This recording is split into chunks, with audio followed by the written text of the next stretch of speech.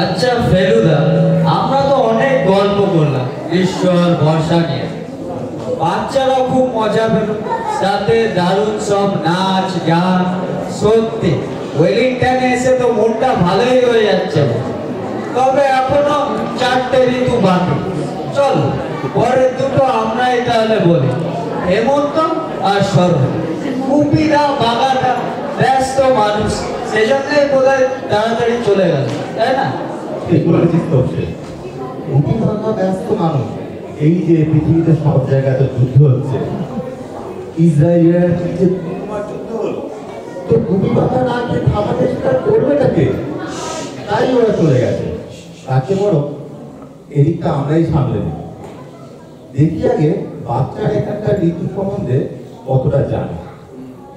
শুনেছো, তোমাদেরকে পরে প্রশ্ন করা হবে, ভুল উত্তর দিলে কিন্তু বাবা। কি হবে? ভূতের রাজা আসবে? না, ভূতের রাজা না, তবে খুঁড়ো আসবে, আর সবাইকে বউয়ে কিন্তু। তাই খুব মন দিয়ে শুনতে হবে। খুড়ো কে গো? তারিণী খুঁড়ো। কবিবাগার মতো ইনিও অনেক দেশ দেখেছেন, অনেক ভালো ভালো কাজ করেছেন। আমাদের সবার প্রিয় গল্প বলিয়ে তারিণী খুঁড়ো। আপনারা কজন তারিণী খুঁড়োর নাম শুনেছেন? আরে ফেলুদা, খুড়োর কথা ছাড়ো, ঋতুর কথা বলো। ছাড়ো, আমি তাহলে ঋতুর কথা বলি। আমাদের গল্প শুরু হয় শরৎ থেকে। তো সেই ছোটবেলায় পড়েছিল, এসেছে শরৎ হিমের পরশ। ফেলু আঙ্কেল, শরৎ মানে কি? ওটা তো পাতা ঝরার সময়। পুরোটা ঠিক বললেন। শরতে পাতা ঝরার সময় ঠিকই, কিন্তু আসল পাতা ঝরার সময় হলো হেমন্তকাল। তার কথা বলছি পরে। শরৎ মানে প্রথমে যেটা মাথায় আসে তা হলো নীল আকাশ, আর আকাশের মধ্যে সাদা সাদা ভেজা ধুলোর মতো মেঘ, আর তার সাথে কাশফুল। তোমরা কেউ কাশফুল দেখেছো? আমি একবার গেছিলাম শান্তিনিকেতনে, সাদা সাদা ফুল হাওয়াতে দুলছিল। আরে সে তো শরতের চিহ্ন। আর কি হয় জানো, দুর্গা পুজোর গন্ধ ভেসে আসে হাওয়ায়। বাঙালিদের সবচেয়ে শ্রেষ্ঠ উৎসব দুর্গা পুজো। কিন্তু আসলে দুর্গা ঠাকুরের পুজো অন্য সময় হতো।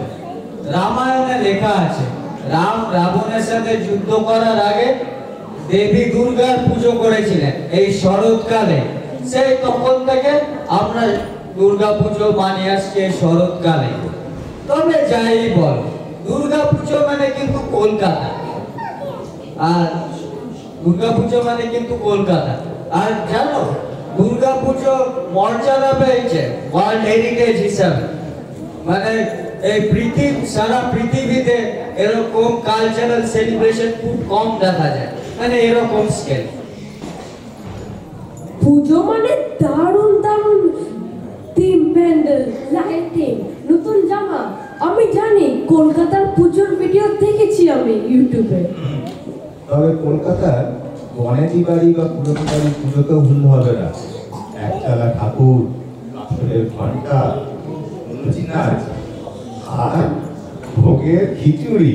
উফ, ফেলু আঙ্কেল, ভোগের কথা তো শুনে খিদে পেয়ে গেল। এখনই যদি তো ভোগ পাওয়া যেত। আচ্ছা, গুপি বাগা থাকলে তাও পেয়েও যেতে, কিন্তু আমি যতদূর জানি ডিনারে তো ভালো মন্দই খাওয়ার আছে, তাই না? কিন্তু তার আগে একটা পারফরমেন্স দেখা যায়।